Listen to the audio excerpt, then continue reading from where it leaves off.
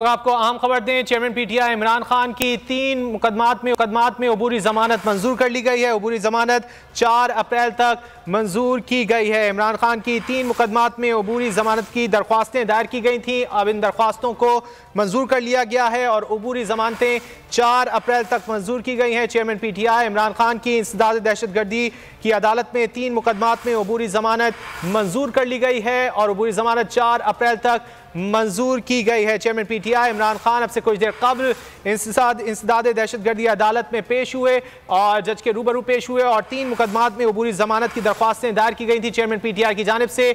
अब ये तीनों मुकदमात में अबूरी जमानतें मंजूर की गई हैं जज की जानिब से और 4 अप्रैल तक ये जमानतें मंजूर की गई हैं। इमरान खान की 3 मुकदमात में अबूरी जमानतों की दरख्वास्तें मंजूर कर ली गई हैं। जज एजाज अहमद की अदालत में पेश हुए पीटीआई के चेयरमैन और उनकी अबूरी जमानतें मंजूर की गई हैं। 4 अप्रैल तक उनकी अबूरी मंजूर की गई है। चेयरमैन पीटीआई इमरान खान ने मीनार पाकिस्तान जलसे के हवाले से भी एक वीडियो पैगाम जारी किया है जिसमें उन्होंने आवाम से अपील की है कि वो तमाम तर रुकावटें अबूर करके आज